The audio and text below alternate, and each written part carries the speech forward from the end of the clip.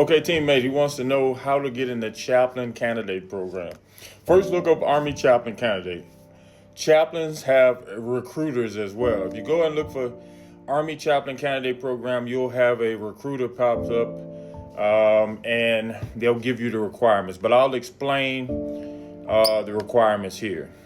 Contrary to popular belief, every chaplain in the Army has to have a master's degree in divinity or whatever particular religion they're in. But before then, you have to have a bachelor's degree. It doesn't matter what is in. It could be in religious studies. It could be in basket weaving. It could be in basketball, because it doesn't matter, because you're going to go and get a master's in divinity anyway. So you get a bachelor's of science, right? A bachelor's degree in arts or whatever. And then you apply for the chaplain's corps. The chaplain corps has a board. I think it's twice a year. You get a endorsement from your church. It has thousands of endorsers for Christians. It has endorsers for Jewish folks, and the Muslim folks, the Islamic folks have two. We only have two endorsers at this time, two or three. But you apply to them, they'll give you the requirements on what you need to be endorsed. They'll do a background check and then tell you the requirements you need for that particular endorsement. Once you get endorsed, get accepted by the school, then we put a packet together for you and send it to the chaplain's branch. Okay, once you send it to the chaplain's branch, they'll get everything squared away at SF-86 to make sure you can get a secret clearance, and then they'll board your packet. Once they board your packet, you get accepted.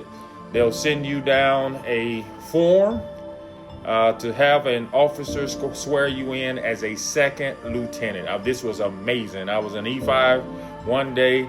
60 days later, I was at Fort Polk, Louisiana, in front of my unit. Imagine being promoted from E5 to second lieutenant. Most people thought I was a bad NCO, and then to get promoted to be a second lieutenant in the same unit was amazing, right?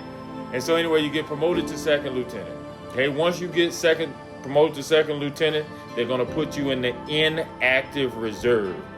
All that means is you'll be in the inactive reserve until you finish your master's in divinity. Whatever your particular field of study is.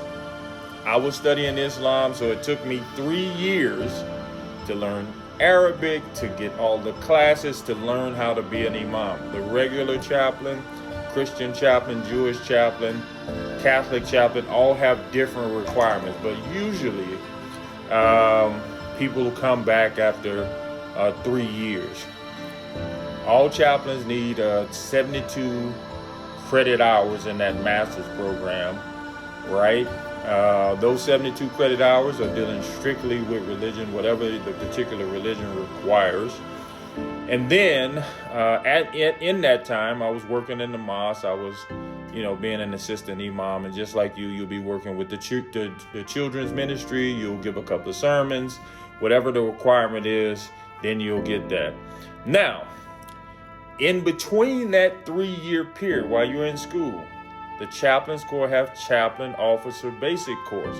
That chaplain officer basic course is 82 days, right? I was a soldier already, so it was a gentleman's course to me. I knew how to wear the uniform. I had been on a lot of road marches. I knew how to do land nav and all that kind of stuff. All of those things, the chaplain's corps is going to teach you within those 82 days. So if you're a soldier already, it's a gentleman's course. If you're coming from off the street, coming straight into the chaplain's corps, it's probably going to be pretty tough to you. Learning how to wear the uniform, patches, saluting people, learning how to do PT, all of that stuff that as soldiers is second nature to us, right? And so there you go. Once you finish the chaplain officer basic course and you have finished your master's in divinity, before you go to active duty, you're going to be promoted to captain, right? If you've done the whole 3 years, which means you're eligible to be the captain. My orders, it was amazing. Like, my orders had captain on it. right? So I didn't have to have a promotion ceremony. The orders already said captain. And I remember going to take the final picture at my graduation. I had my uniform and I had captain bars on there. And some of the people who weren't familiar with the military was saying, you know, I was out of uniform. No, I wasn't out of uniform. I had been promoted to captain. I just didn't have a ceremony. Okay, I hope this helps. I'm in Malaysia right now, as you can see, in a hotel, but I wanted to make sure that I got this video to you.